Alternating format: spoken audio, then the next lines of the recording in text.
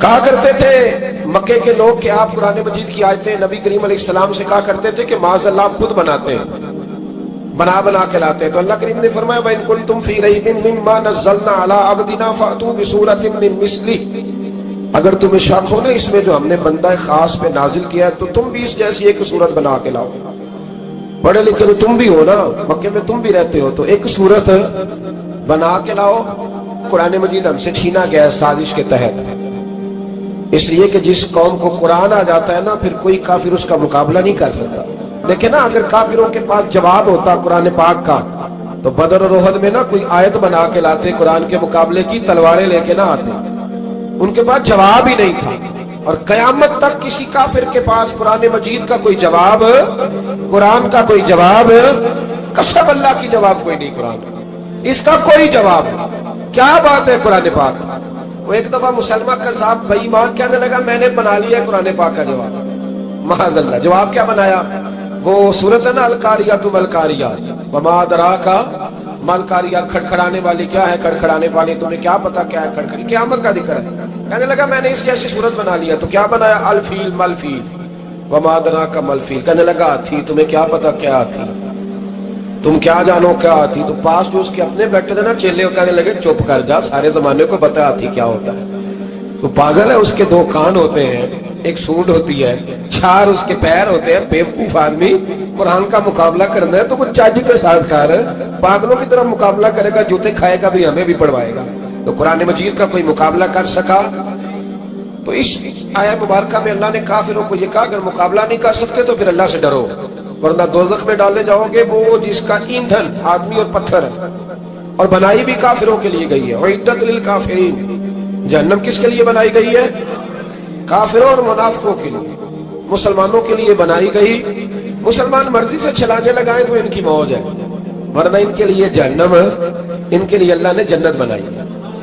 اور یہ بات کرتے ہی رب کریم نے فرمایا اے محبوب علیہ السلام مومنوں کو خوشخبری دے دے کہ اللہ نے ان کے لیے جنت بنائی ہے، اس میں باغات ہیں، انہیں رزق دیا جائے گا کھانے کے لیے، اور اس میں انہیں پاکیزہ بیویاں دی جائیں گی، اور پھر وہ اس میں ہمیشہ رہیں گے، انہیں اس سے نکالا نہیں جائے گا۔ آگے جو آیات کریمہ ہے نا اس کے اندر اللہ تبارک و تعالیٰ نے فرمایا ہے کہ اللہ حیا نہیں کرتا، سمجھانے کے لیے مچھر کی مثال بھی دینی پڑے گی۔ فرمایا قرآن سے کچھ لوگ ہدایت حاصل کرتے ہیں، کچھ گمراہ ہو جاتے ہیں۔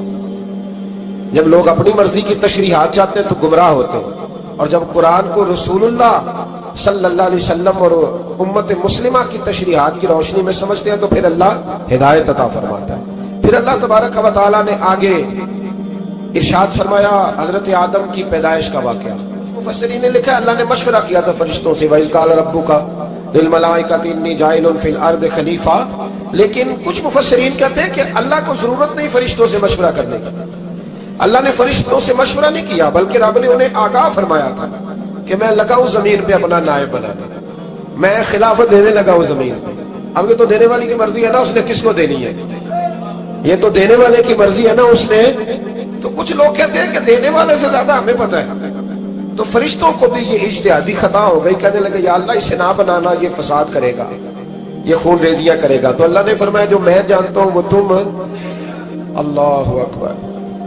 امام راضی فرماتے ہیں جب رمضان آتا ہے تو اللہ فرشتوں سے کہتا ہے ذرا یہ کھول کے دروازے دیکھو نا یہ زمین پہ کیا کر رہے ہیں، تم تو کہتے تھے فساد کریں گے اور یہ سارے تراویح پڑھ رہے ہیں، تم تو گویا کہتے تھے فساد کریں گے اور یہ تو دیکھو گویا رمضان کے روزے رکھ رہے ہیں، یہ تو میری یاد میں نکلے ہوئے، تم کچھ کہتے تھے اور دیکھو میں نے تمہیں کہا تھا نا جو میں جانتا ہوں وہ تم۔ اللہ نے پھر حضرت آدم علیہ السلام کو تمام زمانے کے علوم عطا کیے، علم سکھا لیا، تو فرشتوں سے کہا تم بھی ان چیزوں کے نام بتاؤ، تو وہ بتا سکے نہیں۔ اللہ نے فرمایا اب اس طرح کرو آدم کو سجدہ کرو، سب نے سجدہ کیا سوائے، وہ کہنے لگا یا اللہ صرف تجھے ہی کرنا ہے، کرنا بھی صرف اللہ کو چاہیے، پر رب کے آگے بھی جھکنا چاہیے، اور جس کے سامنے رب جھکائے نا وہاں بھی۔ اور یہ جو عاجزی ہے نا، یہ جو جھکنا ہے یہ علم کے آگے ہے۔ ہماری مصیبت یہ ہے کہ ہم علم کے آگے بھی گردن جھکانے کو تیار نہیں ہوتے، وہاں بھی ہم خود عالم فاضل بن جاتے ہیں۔ تو فرمایا کہ سب سے کہا سجدہ کرو، سب نے سجدہ کیا سوائے ابلیس کے، تو پھر ہوا کیا وَكَانَ مِنَ الْكَافِرِينَ، وہ کافروں میں سے ہو گیا۔ پھر اللہ نے حضرت آدم کو اور جناب حوا کو نا مقام دے دیا جنت میں رہنے کے لیے، اور کہا سارا کچھ کھانا، درخت کے قریب نہ جانا، ابھی آپ کسی سے کہہ دیں تھوڑا سا کہ پیچھے نہ دیکھنا، یعنی اگر میری سمجھ لیں ادب کی وجہ سے کوئی 1.5 2 منٹ یا 6 منٹ نہیں بھی نہ دیکھے گا تو سوچے گا ضرور کہ پتہ نہیں اب پیچھے کیا ہے، مصیبت کیا ہے۔ یعنی آپ کہہ کے دیکھ لیں کسی کو، پیچھے نہ دیکھنا فطرت ہے نا انسان کی، وہ جستجو کرتا ہے کہ اس درخت کے پاس نہ جانا۔ تو حضرت حوا سلام اللہ علیہ کہتے ہیں دل میں خیال رہتا تھا کہ آخر ہے کیا درخت کے پاس۔ یہی انسان کا عقیدہ توحید ہے کہ جہاں سے رب منع کر دے وہاں وہ منع ہو جائے، اور یہ ان کی خطا نہیں تھی، یہ اللہ کی حکمت تھی، چونکہ رب نے تو پہلے کہہ دیا تھا بنایا ہی زمین کے لیے، تو یہ تو سارا کچھ ہونا تھا تو زمین پہ آنا تھا نا۔ تو حضرت حوا اور جناب آدم کے پاس شیطان آیا، اس کو نکال تو دیا تھا پر ابھی اس کا جنت میں آنا جانا بند نہیں ہوا تھا، یہ بھی اللہ کی حکمت تھی۔ تو وہ کہنے لگا تمہیں پتہ ہے بعد میں مر جاؤ گے؟ تو حضرت حوا کہنے لگی کیا موت بھی آئے گی؟ کہاں، اس کی تکلیف بھی بڑی ہوگی، تو پھر بچیں گے کیسے؟ تو کہنے لگے پھل کھا لو اس درخت کا، تو بچنے کے لیے پھل کھایا تھا۔ جس طرح لوگ آج بہت سارے کام بچنے کے لیے کرتے ہیں پر بچ سکتے ہیں، بچنے کے لیے پھل کھایا تو اللہ نے فرمایا زمین پہ چلے جاؤ۔ تو حضرت آدم زمین پہ آئے، پھر کئی 100 سال روتے رہے، فَتَلَقَّى آدَمُ مِن رَبِّهِ کَلِمَاتٍ، تو پھر اللہ نے خود ہی جناب آدم کو کچھ کلمے سکھائے۔ علامہ اسماعیل لکی فرماتے ہیں وہ کلمے یہ تھے کہ حضرت آدم نے میرے نبی کا وسیلہ پیش کیا، اللہ کریم نے جناب آدم کی دعا کو مقبول فرما لیا۔ پھر آگے بنی اسرائیل کا ذکر آ جاتا ہے، اللہ تعالیٰ نے بنی اسرائیل، آج آپ اسی قوم کو یہودی کہتے ہیں، ان کو اللہ نے اس زمانے میں فضیلت عطا کی تھی بہت زیادہ۔ تو عرب کے اندر جب نبی پاک علیہ السلام نے اعلان نبوت کیا تو کچھ لوگوں نے یہ کہہ دیا کہ اگر یہ یہودی کلمہ پڑھ لیں گے تو ہم بھی پڑھ لیں گے، تو پھر اللہ نے انہیں یاد کرایا کہ تم اصل میں کیا ہو، تمہیں کلمہ پڑھنا چاہیے۔ تو اہل یہود کا تذکرہ کرتے کرتے رب کریم نے ایک بات یہ بھی ارشاد فرمائی کہ تم لوگوں کو تو کہتے رہے ہو کہ وہ نبی آنے والے ہیں، وہ نبی آنے والے ہیں، اور جب آ گئے ہیں تو ماننے کو تیار نہیں ہو۔ تو فرمایا تأمرون الناس بالبر وتنسون انفسکم وانتم تتلون الکتاب، لوگوں کو بھلائی کا حکم دیتے ہو اور اپنے آپ کو بھول جاتے ہو، افلا تعقلون، تمہیں عقل نہیں؟ پھر اللہ نے انہیں یہ بھی یاد کرایا کہ یاد کرو وہ زمانہ کہ جب فرعون نے خواب دیکھ لیا تھا کہ کوئی بچہ اس کی سلطنت کو تباہ کرے گا، تو پھر اس نے تمہارے بچوں کو ذبح کرانا شروع کیا اور تمہاری بیٹیوں کو چھوڑتا تھا۔ فرمایا یہ بھی تو تم نے دیکھا، میں نے تمہیں پھر تم سے کہا جہاد کرو قوم عمالقہ کے خلاف، تو مقام طیہ میں جا کے یہ لوگ کہنے لگے ہم سے جہاد نہیں ہوتا، اللہ نے انہیں ایک میدان میں قید کر دیا۔ بڑی دلچسپ بات، قید تو لوگ ہوتے ہیں نا چار دیواری میں، تو اللہ نے بنی اسرائیل والوں کو جب انہوں نے کہا جہاد نہیں کریں گے تو اللہ نے میدان میں قید کر دیا۔ میدان میں، یہ یاد رکھیں، جب انسان اللہ کی نافرمانی کرتا ہے تو اسے ایسی قید ملتی ہے جس کا اس نے تصور بھی نہیں کیا ہوتا۔ ایک میدان ہے مقام طیہ، قید ہو گئے، سارا دن سفر کرتے تھے، سارا دن، تو رات کو تھک کے سوتے تھے، صبح اٹھتے تھے نا جب تو وہیں ہوتے تھے جہاں کل صبح چلے تھے۔ تو رب جب کسی کو قیدی بناتا ہے تو اسے زنجیروں کی، سلاخوں کی ضرورت، دعا فرمائے اللہ تبارک و تعالی غموں سے نجات عطا فرمائے، یہ دعا فرمائے، ایسی قید دیتا ہے کہ جس سے پھر چھٹکارا ہو سکتا۔ تو بنی اسرائیل کا بہت زیادہ تذکرہ اس بارے میں اللہ تبارک و تعالی نے پھر بیان کیا، اور پھر کہا کہ انہیں جو حکم دیا جاتا تھا یہ اس کی سرتابی کرتے تھے، پھر اللہ نے ان پر ذلت نازل کر دی اور یہ ہمیشہ اس کا شکار رہے۔ قوم سبت کا ذکر فرمایا اللہ نے، ہفتے والے دن کچھ لوگ نافرمانی کرتے ہیں، ہمارے بھی ہیلے بہانے ہیں نا آج کل کاروبار میں۔ تو اسی سپارے کی آیت نمبر 65 کے اندر اللہ تعالیٰ نے حضرت داؤد کی قوم کا ذکر کیا کہ اللہ نے انہیں حکم دیا تھا کہ ہفتے والے دن مچھلیاں نہیں پکڑنی، تو وہ کہتے تھے چلو ہاتھ لگا کے نہیں پکڑنی، ہاتھ لگا، وہ ہمارے لوگ ہیلے بہانے تلاش کر لیتے ہیں نا، وہ بڑے جناب انشورنس والا آ گیا، اب وہ بینک والا آ گیا، وہ فلانے صاحب آ گئے، وہ تروڑ مروڑ کے کہانیاں باتیں، اور پھر ہمیں بھی رستے مل جاتے ہیں بچنے کے۔ مفتی صاحب نے کہہ دیا تھا، ایک مولانا سے میں نے ان کو کہا ہفتے والے دن مچھلیاں نہیں پکڑنے کا، نہیں پکڑتے، چھوٹے چھوٹے حوض بنا لیے، تو مچھلیاں زیادہ آتی تھی اس دن، یہ بھی اللہ کی قدرت تھی، نماز کے وقت گاہک زیادہ آتے ہیں، یہ اس کی قدرت ہوتی ہے، تو وہ مچھلیاں حوض میں جمع ہو جاتی، یوں سمجھ لیں کہ جال انہوں نے لگا لیے ہوئے، تو جال میں وہ پھنستی رہتی تھی، حوضوں میں آتی رہتی تھی، ہفتے کو نہیں پکڑتے تھے، اتوار کو پکڑ لیتے تھے، تو پھر اللہ نے انہیں سزا دی۔ فرمایا تماشے کرتے ہو اللہ کے حکم کے ساتھ، کیا سزا دی؟ فَقُلْنَا لَهُمْ كُونُوا قِرَادَةً خَاسِئِينَ، فرمایا بندر بن جاؤ دھتکارے ہوئے۔ جو رزق حرام طریقے سے کماتے تھے، رب انہیں بندر بنا دیتا تھا۔ ابھی بھی میں نے دیکھے ہیں بڑے بڑے تاجر پاگلوں جیسی زندگی گزار رہے ہیں، نفسیاتی طور پہ سکون نہیں ہے، کروڑوں روپیہ پڑا ہے۔ کیوں؟ اس لیے کہ رب کے بتائے ہوئے طریقے کے مطابق تجارت نہیں کرتے۔ آگے ایک اور دلچسپ بات آ گئی، بنی اسرائیل کے اندر نا ایک شخص نے اپنے چچا کو قتل کر دیا جائیداد کے لیے۔ یہ دیکھیں کب سے لوگ جائیداد کے لیے قتل کرتے آ رہے ہیں۔ چچا کو قتل کر دیا، اور قتل کر کے حضرت موسیٰ علیہ السلام کے پاس آئے کہ میرے چچا کو کسی نے قتل کر دیا ہے، تو بتائیں کیا کرنا ہے؟ تو آپ نے فرمایا کہ گائے ذبح کرو، اور اس کا ایک ٹکڑا مقتول کو مارو، مرنے والے کو، وہ خود اٹھ کے بتا دے گا مجھے کس نے قتل کیا۔ اب ارادہ نہیں تھا گائے ذبح کرنے کا، تو بہانے کرنے لگے۔ ارادہ نہیں نہ ہوتا تو پھر کیا ہوتے ہیں؟ کہنے لگے گائے کس طرح کی ہو، بوڑھی ہو کہ بچی ہو، رنگ کیسا ہو، جوان ہو کہ چھوٹی ہو، حال میں ایک دفعہ چلنا سیکھ گئی ہو یا ابھی نہ سیکھی ہو۔ تو بتاتے گئے تو رب بھی شرطیں بیان کرتا گیا، گہرے زرد رنگ کی ہو، حال کے اندر اسے نہ چلایا گیا ہو، پانی نہ نکالا گیا ہو، نہ بچی ہو نہ جوان ہو، اس کے درمیان ہو۔ یہ ساری شرطیں کہاں پائی جاتی تھی؟ حضرت موسیٰ علیہ السلام کی قوم کا ایک شخص تھا جو اللہ کا ولی تھا۔ وہ جب انتقال کرنے لگا نا، اللہ اکبر، دیکھو رب ولیوں کی اولادوں پر بھی کتنا فضل فرماتا ہے۔ وہ جب انتقال کرنے لگا تو ایک اس کے پاس چھوٹی سی بچیا تھی، گائے کی بچی، اس نے جنگل میں چھوڑ دی۔ کہنے لگا یا اللہ میں تیرے نام پہ چھوڑتا ہوں، میرا بچہ جوان ہو جائے تو اسے دے دینا، اور تو سرمایہ ہی کوئی نہیں۔ بچہ بڑا ہوا تو بچہ بھی بڑا نیک تھا، اپنی ماں کا بڑا فرما بردار تھا۔ اس کی ماں نے کہا بیٹا تیرے باپ نے ایک گائے چھوڑی تھی، تو بچہ جنگل میں گیا اور جا کے کہنے لگا اے اللہ میری گائے مجھ سے ملا دے۔ تو رب کریم نے وہ گائے واپس کر دی، وہ گائے گھر لے آیا۔ اب وہ کہنے لگا اماں بیچ دوں، تو اماں کہنے لگی بیٹا میرے پوچھے بغیر نہ بیچنا۔ کئی دفعہ کہا لگے پر اس نے کہا جب تک میری اماں نہ کہے گی میں بیچوں گا۔ ادھر بنی اسرائیل والے شرطیں جتنی گائے کے بارے میں پوچھ چکے تھے وہ ساری اسی گائے میں پائی جاتی، تو یہ ڈھونڈتے ڈھونڈتے وہاں پہنچ گئے۔ تو کہنے لگے گائے چاہیے، تو اس نے کہا بھی تمہاری مرضی سے نہیں، قیمت میری مرضی کی۔ ایک مفسر نے تو یہاں تک لکھا ہے کہ اس نے کہا گائے ذبح کر کے نا، تو جتنا گائے کے اندر گوشت ہوگا نا اتنا ہی کھال کے اندر تو مجھے مال بھر کے دو گے، اتنے سکے بھر کے دو گے، اتنی اشرفیاں بھر کے دو گے تو پھر تمہیں گائے دوں گا۔ تو پھر یہ گائے انہیں ملی اور یہ گائے لے کر کے آئے۔ زیادہ سوالات نہ کرتے تو زیادہ الجھتے نہ۔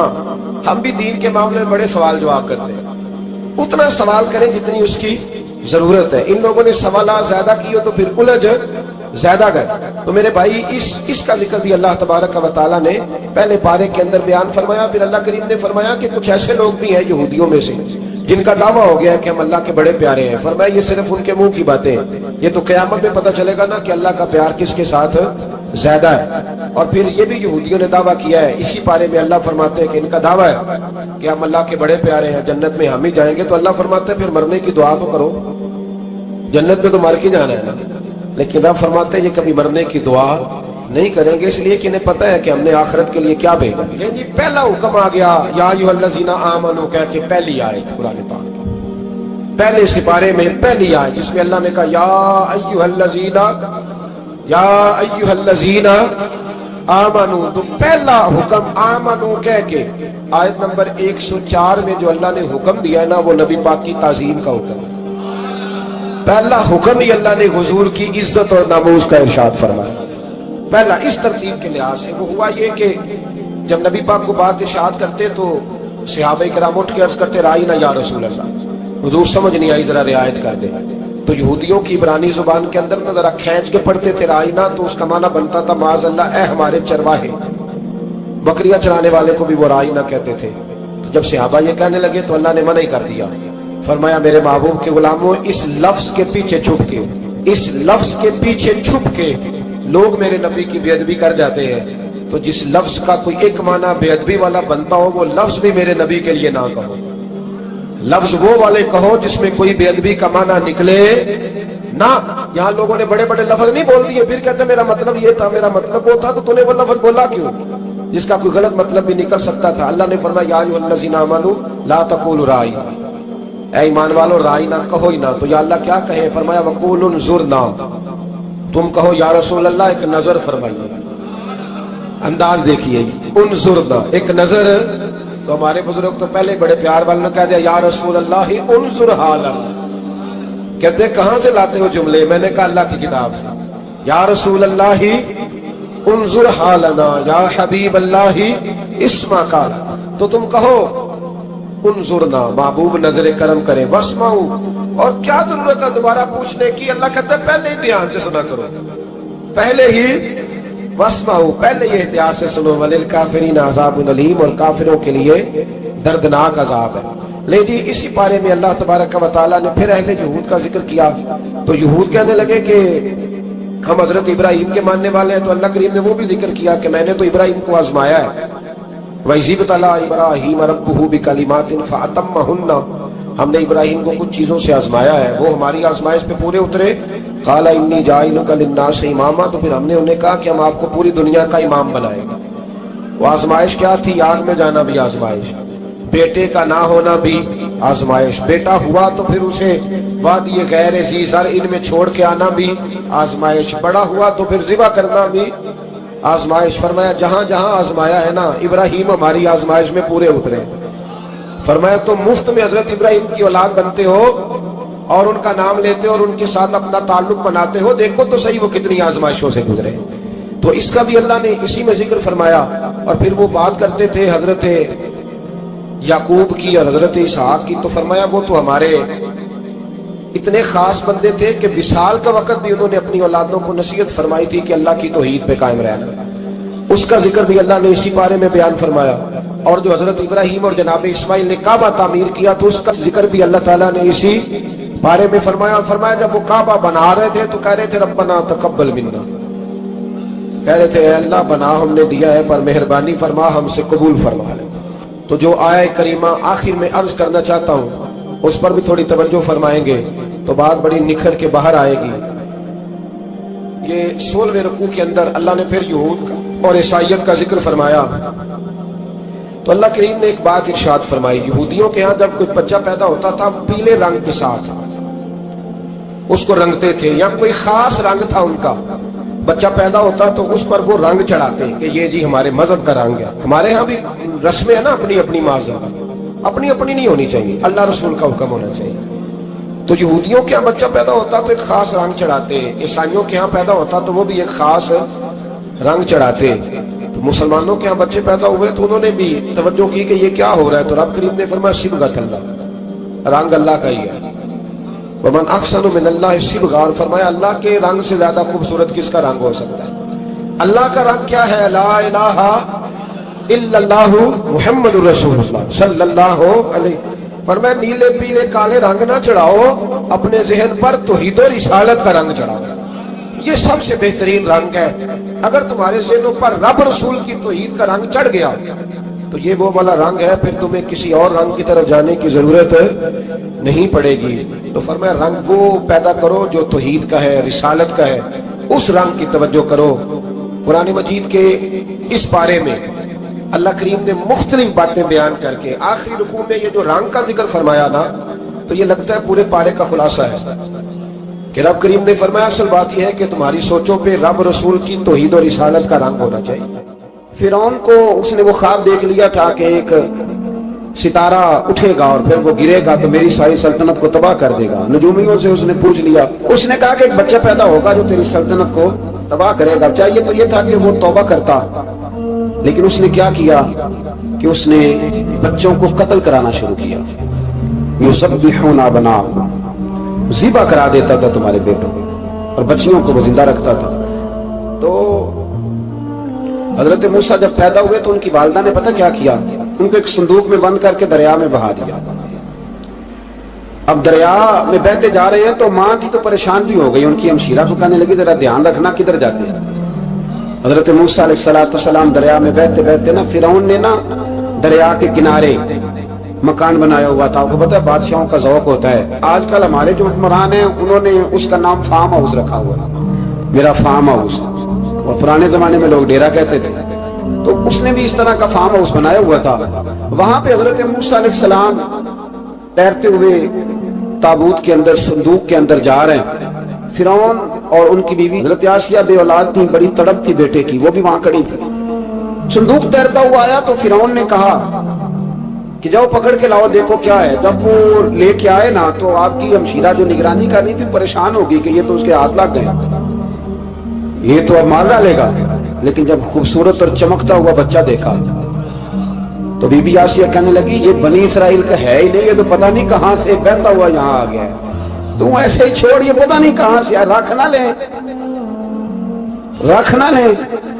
تو حضرت موسیٰ علیہ السلام وہ کہنے لگا نہیں انہی کے ہیں, موسیٰ علیہ السلام اسی کے ہیں. تو آسیہ کہنے لگی تیرے تو سر پہ نا بس بھوت ہی سوار ہو گیا, ہر وقت وہی لوگ تجھے یاد رہتے, یہ پتہ نہیں کہاں سے بہ کے آیا. اب رکھ لیا, مان گیا. فرعون, آپ فرعون کے گھر میں جو اس لیے بچے مروا رہا تھا کہ میری سلطنت حضرت موسیٰ پیدا نہ ہو جائے, تو اسی کے گھر میں پرورش پانے لگے, اسی کے گھر میں. اب عورتیں منگائیں گئی دودھ پلانے کے لیے, تو حضرت موسیٰ علیہ السلام کسی بی بی کا دودھ نہیں پیتے, تو آپ کی ہمشیرہ نہ وہیں دائیں بائیں گھومتی رہتی. تو کہنے لگی جناب آسیہ سے کہ میں ایک بی بی کو جانتی ہوں, بڑی صاف ستھری ہے, مجھے امید ہے یہ بچہ اس کا دودھ پیے گا. تو فرعون کہنے لگا دوڑ کے لا. تو اپنی والدہ کو لے کے آئی, تو حضرت موسیٰ نے فوراً دودھ پینا شروع کر دیا. فرعون کو پھر تھوڑا شک ہوا. ایک روایت یوں بھی لکھی ہے بعض لوگوں نے کہ فرعون ایک دن اٹھایا ہوا تھا حضرت موسیٰ کی, ابھی تھوڑی سی عمر تھی, تو آپ نے اس کی داڑھی پکڑ کے تو ایک گھونسا دے مارا. جلالی تو شروع سے ہے نا. تو کہنے لگا آسیہ تو مان نہ مان, یہ بچہ وہی ہے. تو حضرت بی بی آسیہ کہنے لگی کہ تجھے غلط فہمی ہے, یہ وہ نہیں ہے. اس نے کہا دیکھو نا, یہ تو اٹھاتی ہے تو پیار کرتا ہے, اور میرے جب قریب آتا ہے تو اس کے لب و لہجے میں تلخی محسوس کرتا ہوں. اس نے کہا بچوں کو کیا پتا. خیر, ایک طرف اس نے کھانے پینے کی چیزیں رکھ دی, ایک طرف انگارے رکھ دیے. وہ بھی حضرت آسیہ کہتی ہیں کہ تجھے سمجھ آئے بچے بچے ہوتے ہیں. حضرت موسیٰ بچے تو تھے, پر تھے تو اللہ کے نبی نے, اللہ کے نبی تھے. جب اس نے کہا نا یہ بچے ہیں, تو حضرت موسیٰ علیہ السلام بجائے انگاروں کی طرف جانے کے نبی تھے, وہ سیدھے کھانے پینے والی چیزوں کی طرف بڑھنے لگے. فرعون کہنے لگا اب بتا. اللہ تعالیٰ نے حضرت جبریل کو بھیجا, انہوں نے کہا ادھر نہیں جانا, آپ ادھر جائیے. تو آپ آگ کی طرف گئے اور ایک کوئلہ اٹھا کے زبان پہ رکھ لیا. تو آسیہ کہنے لگی سمجھ آئی, بچے کو کیا پتا کدھر جانا ہے کدھر نہیں جانا. اگر وہ اتنا ہی خیال ہوتا, وہی بچہ ہوتا تو آگ. اور بعض مفسرین نے لکھا ہے یہ جو حضرت موسیٰ دعا مانگتے تھے نا رب اشرح لی صدری ویسر لی امری, یہ وہ آگ کا انگارہ جب کوئلہ منہ میں رکھا تھا نا, تو اس کی وجہ سے زبان میں کچھ لکنت آ گئی.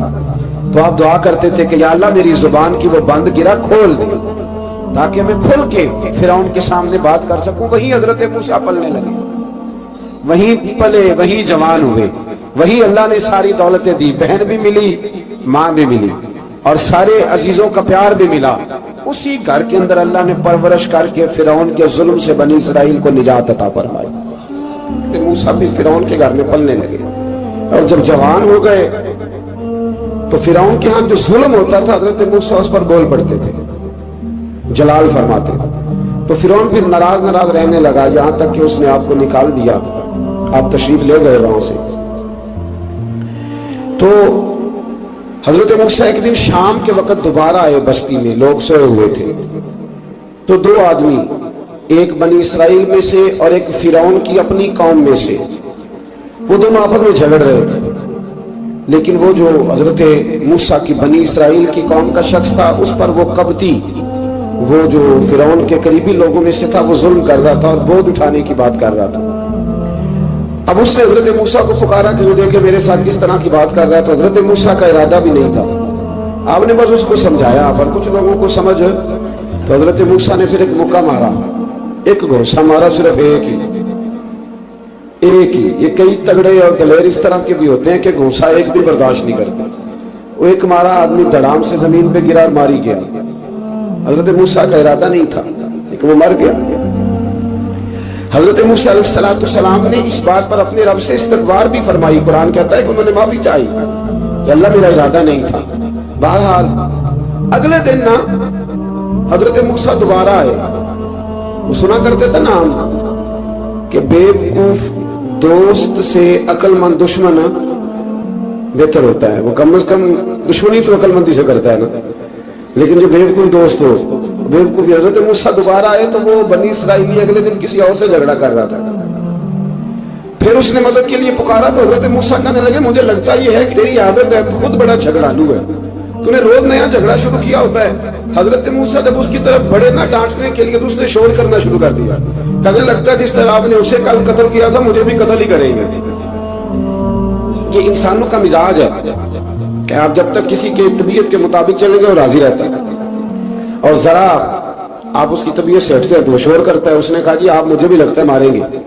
حضرت موسیٰ کلیم اللہ علی نبینا علیہ الصلوۃ والسلام کے بارے میں جب اس نے شور کیا تو بات بھی فرعون کے دربار تک گئی۔ وہ تو پہلے ہی بہانہ تلاش کر رہا تھا۔ اس نے کہا ڈھونڈو، پکڑو اور معاذ اللہ شہید کریں گے۔ کسی نے آ کے خبر دی کہ آپ جہاں سے ہجرت کر جائیں، اس لیے کہ آپ کے لیے یہاں حالات درست۔ اور بھائی یہ چھوڑ دیا کریں بات کہ فلاں آدمی کے حق میں فلاں جگہ حالات کیسے خراب ہوئے، تو نبی کریم علیہ السلام مکہ چھوڑ کے کیوں آئے؟ حضرت موسیٰ علیہ السلام نے ہجرت کیوں فرمائی؟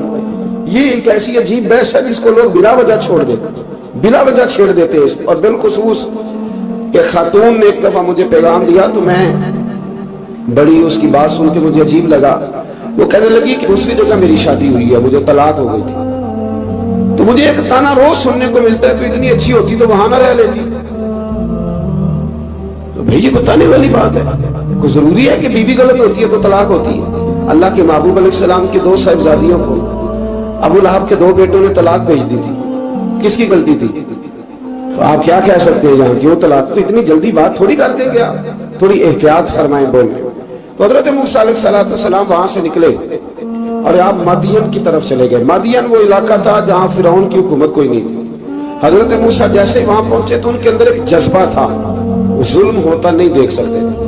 جب وہاں پہنچے تو انہوں نے دیکھا لوگ اپنے اپنے جانوروں کو گھاٹ پہ پانی پلا رہے ہیں، اور 2 خواتین ہیں وہ بالکل پیچھے کھڑی ہیں۔ تو حضرت موسیٰ کلیم آگے بڑھ کے کہنے لگے تم کیوں نہیں پانی پلاتی؟ تو وہ کہنے لگی ہمارا بھائی کوئی نہیں، باپ ہمارا بوڑھا ہے۔ اللہ اکبر۔ مجبوری یہ ہے، ہم ہیں بھی پردہ دار گھرانے کی، مجبوری ہماری یہ ہے کہ جب تک یہ سارے لوگ پانی پلا نہیں لیں گے اتنی دیر تک ہماری باری نہیں آئے گی۔ تو حضرت موسیٰ کلیم اللہ علیہ السلام فرمانے لگے اچھا یہ بات ہے تو جانور مجھے دو۔ وہ ہو یہ رہا تھا کہ چونکہ مرد پانی پلا رہے تھے اور جتنے بھی مرد آتے جاتے تھے وہ گھستے جاتے تھے اور عورتیں بیچاری کھڑی تھی۔ حضرت موسیٰ جھٹ سے آگے بڑھ گئے، پیچھے ہٹو۔ ان 2 خواتین پاک باز عورتوں کے جانوروں کو پانی پلایا اور پھر آپ دوبارہ وہیں بیٹھ گئے۔ وہ بیویاں جلدی جلدی گھر گئیں، جا کے اپنے والد سے کہنے لگی ابا جی کمال ہو گیا، اس بستی میں ایک ایسا آدمی ملا ہے جو عورتوں کی طرف دیکھتا ہے تو نیکی کرنے کے لیے آگے بڑھتا ہے، جو مجبور اور بے کس کے لیے اچھے جذبات رکھتا ہے۔ فرمایا جلدی لاؤ۔ کچھ مفسرین اور طرف بھی گئے ہیں لیکن جمہور نے لکھا ہے کہ وہ حضرت شعیب علیہ السلام تھا۔ حضرت شعیب نے گھر بلایا، اپنی ایک بیٹی کو بھیجا، فرمایا بیٹے بلا کے لاؤ۔ وہ جب گھر آئے تو آپ فرمانے لگے آپ میرے ساتھ اجرت طے کر لیں، 8 سال یا 10 سال آپ میری بکریوں کو چرائیں، میرے گھر میں رہیں۔ اور پھر فوراً ہی فرمانے لگے اگر آپ ہمارے گھر میں رہیں گے دیکھ بھال کریں گے تو میں اپنی ایک بیٹی کا نکاح بھی آپ کے ساتھ کر لوں گا۔ تو 8 سے 10 سال حضرت موسیٰ نے وہاں قیام فرمایا۔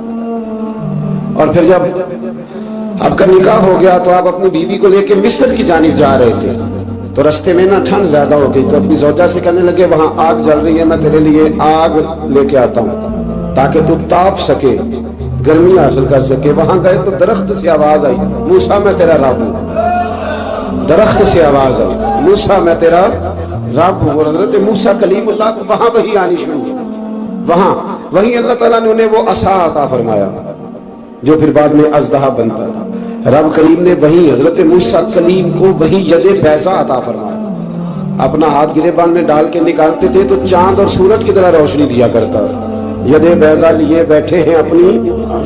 میں کبھی کبھی کہا کرتا ہوں کہ مولا کے دینے کے انداز بڑے انوکھے ہیں۔ بھائی یوسف کو کنویں میں پھینکتے تو اللہ مصر کا حکمران بنا دیتا۔ تو پھر حضرت موسیٰ وہاں سے واپس آئے اور آ کر کے آپ نے دوبارہ وہ سارا نظام زندگی شروع فرمایا۔ موسیٰ علیہ السلام نے ان کو دعوت حق دی اور کہا کہ میں تمہارے پاس واضح نشانیاں لایا ہوں، بنی اسرائیل کو میرے ساتھ بھیج دو۔ فرعون نے معجزات پیش کرنے کے لیے کہا تو حضرت موسیٰ علیہ السلام نے اپنا عصا زمین پہ ڈالا، اپنا عصا اپنی چھڑی اپنا ڈنڈا زمین پہ ڈالا تو وہ ایک واضح اژدہا بن گیا۔ پھر حضرت سیدنا موسیٰ علیہ السلام نے اپنا ہاتھ گریبان سے نکالا تو وہ دیکھنے والوں کے لیے روشن ہو گیا، ہاتھ کے اندر نور پیدا ہو گیا۔ ید بیضا لیے بیٹھے ہیں اپنی آستینوں میں۔ فرعون کے سرداروں نے حق کو قبول کرنے کی بجائے اسے جادو قرار دے دیا اور کہا کہ یہ تمہیں اپنے ملک سے نکالنا چاہتا ہے۔ انہوں نے کہا اس معاملے کو ذرا ڈھیل دو اور جادوگروں کو جمع کرو۔ जादूगर आए, उन्होंने फिरौन से कहा कि हम हजरत मूसा के मुकाबले में जादू तो दिखाएंगे माज़ अल्लाह, लेकिन अगर हम गालिब आ गए तो फिर हमारा इनाम क्या होगा? सौदा पहले तय कर रहे हैं, क्या इनाम मिलेगा? उसने कहा कि अगर तुम गालिब आ गए तो मैं तुम्हें अपना करीबी बना लूंगा। बादशाहों का करीबी होना भी तो बड़ी बात है ना, लोग बड़े पापड़ बेलते हैं करीबी होने के लिए। और ये जो करीबी होते हैं ना, बिलखुसूस जो बादशाहों के करीबी होते हैं, बादशाहों की तबाही का सबब भी यही लोग ही बनते हैं। ये उनको रोज खबर देते हैं कि सब अच्छा है, सब अच्छा है। और दुनिया के ज्यादातर हुक्मरान इन्हीं लोगों की वजह से तबाह होते हैं, क्योंकि उनका खुद अवाम से राब्ता नहीं रहता। अगर वो खुद अवाम के साथ डायरेक्ट राब्ता करें तो शायद उन्हें अच्छी और साफ सुथरी चीजें समझने को मिल जाए। खैर, जादूगरों ने जब कहा हमें क्या दोगे, तो उसने कहा तुम्हें करीबी बना लूंगा। जादूगरों ने मूसा अलैहिस्सलाम से कहा कि आप पहल करेंगे या हम पहल करेंगे? तो मूसा अलैहिस्सलाम ने कहा तुम पहल करो। जब जादूगरों ने अपनी रस्सियां जमीन पर डाली तो लोगों की निगाहों को सहर ज़दा कर दिया, जादू कर दिया और उन्हें डरवा दिया। उन्होंने कहा ये तो बड़ा जादू ले आए। तो अल्लाह ताला ने हजरत मूसा अलैहिस्सलाम को हुक्म दिया कि आप ही अपना आसा जमीन पर डालें। उनकी रस्सियां सांप बन गई थी ना, दरअसल वो सांप बनी नहीं थी, लोगों की आंखों पर जादू हो गया था, उन्हें सांप नजर आ रहा था। फरमाया आप भी अपना आसा जमीन पर डालें। वो आसा सांप बना और जादूगरों की सारी चीजों को निगल ही गया। उनकी बहुत सारी रस्सियां सांप बनी थी, इनका एक ही आसा सांप बना और सबको निगल गया। इस तरह के मोजरे की हकानियत और जादूगरों का बुतलान साबित हुआ और फिरौनी रुसवा हो गए। जादूगर सजदे में गिर गए और अल्लाह पर ईमान ले आए। फिरौन ने उन्हें धमकी दी कि तुम मेरी इजाजत के बगैर ईमान ले आए हो, मैं तुम्हारे हाथ और पांव मुखालिफ से काट दूंगा, यानी उल्टा हाथ काट दूंगा, सीधा पैर काट दूंगा। मेरी बगैर इजाजत ईमान ले आए हो और तुम्हें सूली पे भी चढ़वा दूंगा। उन्होंने कहा कि ईमान लाने की पादाश में तुम हमें सदा देना चाहते हो। फिर उन्होंने अल्लाह ताला से सब्र और इस्तकामत की दुआ की। इसके बाद फिरौन ने बनी इसराइल के बेटों को कत्ल करने की और बेटियों को जिंदा छोड़ने का हुक्म दे दिया। मूसा अलैहिस्सलाम ने कौम को सब्र की तलकीन की और कहा कि नेक अंजाम अहले तकवा के लिए। यहाँ एक लतीफ बात हमारे सूफिया ने भी लिखी है। सूफिया कहते हैं कि फिरौन ने कलमा नहीं पढ़ा और जादूगर कलमा पढ़ गए। वो किस तरह कलमा पढ़ गए? तो कहने लगे दरअसल उन्होंने आते ही हजरत मूसा का अदब बड़ा किया था। जादूगर हजरत मूसा के मुकाबले में आके भी उनसे कहते हैं कि रस्सियां आप पहले डालेंगे कि हम डालें, आप पहले रखेंगे कि हम रखें। तो इतना सा अदब किया तो रब करीम ने फरमाया जो नबी का अदब करे वो बेईमान नहीं रह सकता। जो नबी का अदब करे वो बेईमान नहीं रह सकता और जो नबी की बेअदबी करे वो ईमानदार नहीं रह सकता। खत्म हो गई बात। यहाँ हमारे सूफिया ने ये बात लिखी है कि चूंकि उन्होंने आते ही कहा था कि आप पहले डालेंगे या हम पहले डालें, तो हजरत मूसा से उन्होंने पूछ लिया। नबी के पूछे बगैर पहल नहीं की तो अल्लाह ने उन्हें ईमान की दौलत अता कर। अल्लाह ताला ने फिरौनियों पर कहत साली का अजाब नाजिल किया। फिरौनियों का तरीका ये था कि अच्छाई को अपना कमाल गर्दानते थे, कहते थे ये हमारी तरफ से, और बुराई को माज़अल्लाह बदशगुनी के तौर पर मूसा अलैहिस्सलाम की तरफ मंसूब करते थे। कहते थे माज़अल्लाह आपकी वजह से ये सारा कुछ हो रहा है। होते ना नहीं कहते जब से मैं वहां गया हूं तब से। हमारे बुजुर्ग एक लतीफा भी सुनाया करते थे कि किसी जिम्मेदार ने नमाज पढ़नी शुरू की थी तो उसके जानवर मरने शुरू हो गए। अब लोग समझते हैं कि माज़अल्लाह शायद ये किसी बुजुर्ग के सबब से ऐसा है, हालांकि ये तो अल्लाह की तरफ से आजमाइश होती है, उसकी हिकमतें होती हैं। अल्लाह तबारक व तआला ने उन पर अज़ाब क्या नाजिल किया। आयत नंबर 130 और 143 कभी आप सूरह आराफ की पढ़ें तो अल्लाह ताला ने उन पर टिड्डियों का, जुमों का, मेंढकों का और खून का अज़ाब नाजिल किया। ये किस किस्म का अज़ाब है? जुमे पड़ गए, टिड्डियां आ गई, ये अल्लाह ने अज़ाब नाजिल किया। जब वो अज़ाब में मुब्तला हुए तो मूसा अलैहिस्सलाम से कहा कि आप अल्लाह से दुआ करें कि हमसे ये अज़ाब टल जाए। अगर ऐसा हुआ तो हम ईमान ले आएंगे, बनी इसराइल को भी आज़ाद कर देंगे।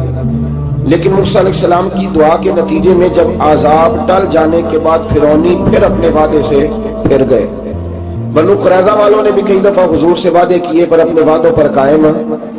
एक बात आपसे यहाँ रोक के अर्ज कर दूं, हम भी कई दफा कहते हैं जरा ब्रेक कभी गाड़ी की नहीं ना लगती तो हम इरादा करते हैं कि आज से नमाज शुरू कर देंगे। जरा तबीयत ज्यादा लील होती है तो इरादा करते हैं ना कि भाई आज के बाद हमने नेक, फिर क्या होता है शिफा हो गई तो छुट्टी हो गई। ये तरीका दुरुस्त नहीं, ये तो कुफार का तरीका बयान किया ना कुरान पाक ने। फरमाया जब अल्लाह तबारक व तआला ने उन्हें निजात दे दी तो अपने वादे से मुकर गए। تو پھر اللہ تبارک و تعالیٰ نے بنی اسرائیل کو سمندر پار کر کے ایسی قوم کے پاس پہنچا دیا جو بتوں کی پرستش کرتی تھی. وہ تو بچ گئے لیکن فرعونی سارے دریا کے اندر غرق ہو. حضرت موسیٰ علیہ السلام سے کہنے لگے کہ ہمارے لیے بھی یہ خدا بنا دیجیے. حضرت موسیٰ علیہ السلام نے فرمایا بت پرستی کرنے والے جاہل ہیں. یہ بت پرست قوم کے پاس جب گئے نا بنی اسرائیل والے, بت پوچھتے ہوئے دیکھا تو کہنے لگے ہمارے لیے بھی سامنے بنا کے رکھ دو. فرمایا یہ تو جاہل ہے, تم انہیں دیکھ کے اثر قبول کر رہے ہو اور اپنی جاہلیت کے باعث یہ ہلاک ہونے والے بھی ہیں. پھر اللہ تعالیٰ نے بنی اسرائیل پر اپنی نعمتوں کا ذکر فرمایا اور موسیٰ علیہ السلام نے اپنی قوم میں ہارون علیہ السلام کو اپنا جانشین فرمایا اور کوہ طور پر تشریف لے گئے. اللہ نے فرمایا وہاں آ جائے, میں آپ کو تورات عطا کرتا ہوں. 40 دن کا یہ عرصہ تھا. موسیٰ علیہ السلام نے وہاں پہ جا کے, وہ سارا واقعہ بھی انہی آیات میں ہے کہ حضرت موسیٰ نے عرض کیا تھا کہ رب ارنی, یا اللہ میں تجھے دیکھنا چاہتا ہوں. تو فرمایا لن ترانی, تو نہیں دیکھ سکتا. وہ بھی یہاں اللہ نے ذکر فرمایا. پھر اللہ تعالیٰ نے اپنی ایک تجلی جب کوہ طور پہ ڈالی تو حضرت موسیٰ علیہ السلام تاب نہ لا سکے اور بے ہوش ہو گئے اور پہاڑ بھی ریزہ ریزہ ہو گئے. اس کا ذکر بھی اللہ نے انہی آیات میں فرمایا. آیت نمبر 144 سے 155 تک حضرت موسیٰ علیہ السلام کو رسالت عطا کرنے, کلیم اللہ کا منصب عطا کرنے, تورات عطا کرنے کا ذکر ہے. آگے چل کے بتایا کہ جو متکبر لوگ ہیں نا وہ آیات الہیہ سے منہ پھیرتے ہیں اور جو لوگ اللہ کی آیات اور قیامت کو جھٹلاتے ہیں ان کے اعمال باطل ہیں. پھر موسیٰ علیہ السلام کے کوہ طور پر قیام کے عرصے میں بنی اسرائیل کے زیورات سے بچڑا بنا کر اسے معبود بنانے کا ذکر ہے. ان میں ایک جادوگر تھا سامری, سنا ہے سلالہ میں اس کی قبر ہے. حضرت موسیٰ کوہ طور پہ چلے گئے تو اس نے پیچھے سے نا سونے کا ایک بچڑا بنا لیا, اس میں سونے کی تاریں اس کے منہ میں لگائیں, ہوا چلتی تھی تو بجتی تھی. اتنے کمزور عقیدے کی یہ قوم تھی کہ انہوں نے فٹافٹ ماننا شروع کر دیا. فٹافٹ ماننا, کہنے لگے یہ ٹھیک ہے. چنانچہ موسیٰ علیہ السلام جب واپس آئے تو قوم پر غصے اور افسوس کا اظہار فرمایا اور کہا میرے پیچھے تم نے ایسا برا کام کیا ہے. انہوں نے تورات کی تختیاں بھی زمین پہ ڈالی اور اپنے بھائی ہارون علیہ السلام کا سر پکڑ کے اس سے جواب طلبی کی. انہوں نے کہا اے میرے ماں جائے, بڑے خوبصورت لفظ ہے قرآن پاک, اے میرے ماں جائے, اے میرے بھائی, قوم نے مجھے بے بس کر دیا اور قریب تھا کہ یہ مجھے قتل بھی کر دیتے. اب آپ مجھ پر سختی کر کے دشمنوں کو ہنسنے کا موقع نہ دیں. کبھی بھی دشمنوں کو اپنے اوپر ہنسنے کا موقع نہ دینا چاہیے. پھر آیت نمبر 151 میں موسیٰ علیہ السلام کی دعا اور کلمات استغفار کا ذکر ہے. آگے چل کے بتایا کہ غصہ ٹھنڈا ہونے پر موسیٰ علیہ السلام نے تورات کی تختیوں کو اٹھایا جن کی تحریر میں اللہ سے ڈرنے والوں کے لیے ہدایت اور رحمت کی بشارت تھی.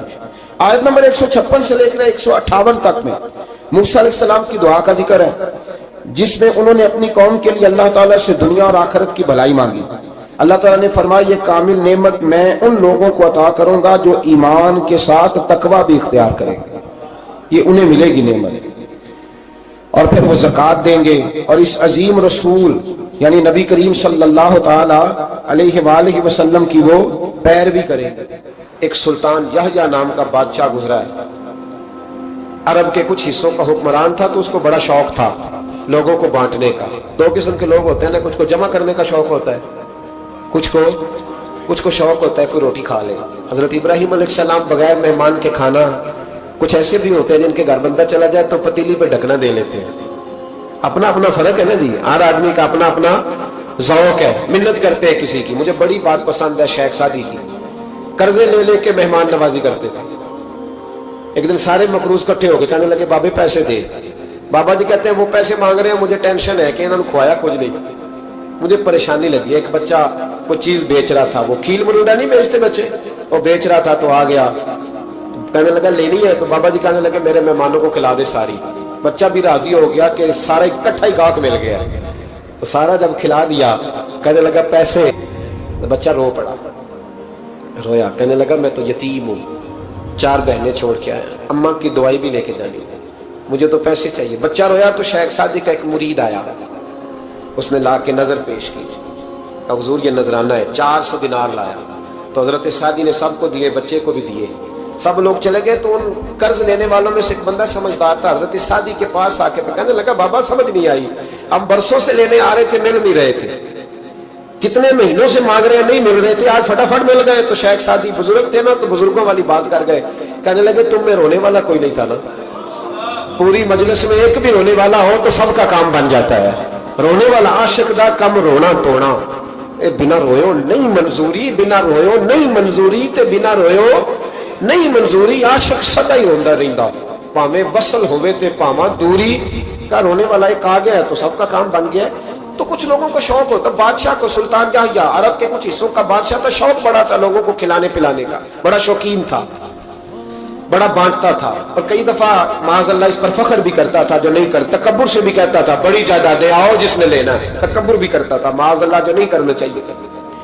एक दिन जामे मस्जिद के बाहर खड़े होकर ना बांटने लगा। कोई फकीर आया तो एक मुट्ठी भर के शर्फियां दे दी, किसी को सोना दे दिया, किसी को चांदी दे दी। एक दरवेश बाबा जी कोने में बैठे हुए, असी किसी दे कुछ भी नहीं लगते, कोई जरूरत नहीं, कोने में बैठे।